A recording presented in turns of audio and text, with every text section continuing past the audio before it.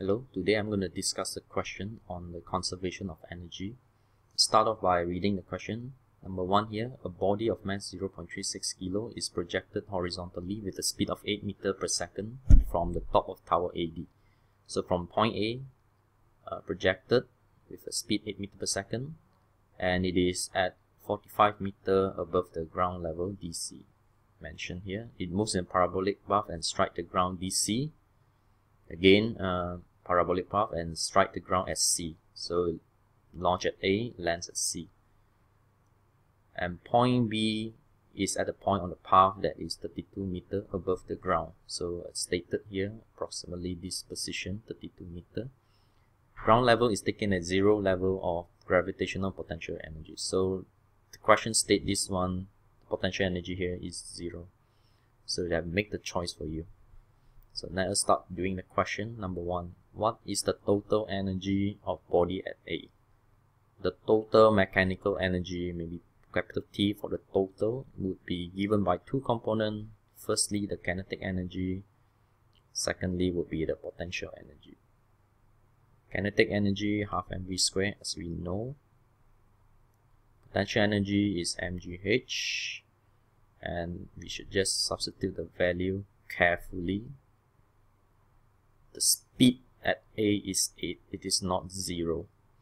So it has a kinetic energy, and then it also possesses potential energy. G, we're using 9.8, no longer using 10. And the height here, the difference in the height. H here is the difference in the height from the ground level up to point A. The difference in height is 45 meters. Okay, so you have to do the mathematics over here. This is approximately 11.52. This is approximately 158.7. So if you add them up, it is about 170.28 joule. Up to 2 significant figure, it is 1.70 to the power of 2 joule. So for this moment, we skip to 2 significant figure. So that's the answer for A. Now let's move on to part B. How much potential energy has it lost moving from A to B? Moving A to B, potential energy will lose. How much is it? So we have to find the change in potential energy given by this triangle. It's mgh. Pretty simple. The mass is 0.36, gravity 9.8. Again, h referring to the difference in height.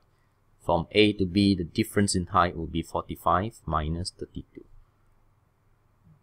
45 minus 32, and we have an answer of about 46 joule, up to 2 significant figure.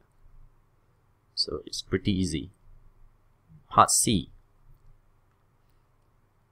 What is the kinetic energy at B?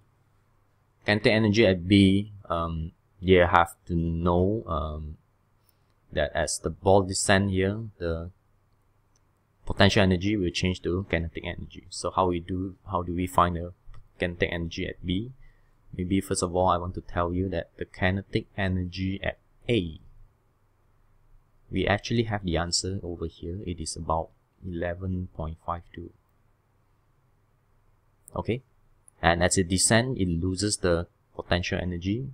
Potential energy will not become nullify. Okay, it will turn to become the kinetic energy. So the kinetic energy at B, you have to think about it. It is equals to the one at A, which is 11.52, and the kinetic energy at B, it will got the source here from the loss in potential energy. So the answer here is that you have to plus this change of potential into kinetic, which is the answer from B. Alright, so that's how you have the answer of 58 joule. So let me summarize. The kinetic energy at B is equal to kinetic energy at A plus the loss in potential along AB. Okay, so I move on to D. What's D asking? Speed at B. Speed at B, just kinetic energy, half mv squared. At B here, we know to be equals to 58.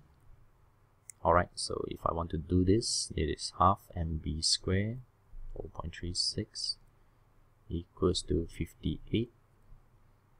So I will just leave it to you to do the mathematics. The answer will be up to 2 significant figure, 18 meters per second. Alright, so that's the answer. Okay, let me move on to the final one. Oops. Okay, sorry, over here. Move. Oops, it's not cover page.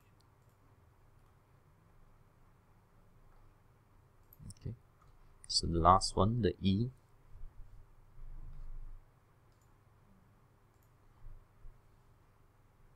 How about question E? Question E asking, what's the kinetic energy just before it strikes the ground at C? How much is the kinetic energy here? Alright, so by the time that the body lands at C, what we understand is that all the kinetic energy, all the potential energy will become 0. Alright, so at C, what will happen is that at C, potential energy is equal to 0. Alright, so what it means is that the total energy that we have here must be conserved. Total energy must be conserved at point C. So energy at point C. You do not actually need to calculate the speed at C. So I know the answer here. The kinetic energy at point C is equal to the total energy, which is equal to the answer of A. Alright, so let me write down 1.70 power of 2 joule. This is the total energy at C. And also at C here, we know that all the potential energy is 0. It's purely kinetic energy. So the answer is equals to the answer in the A. Alright, so this is the answer, and make sure you know how to do all this. If you have any question, please ask. Thank you.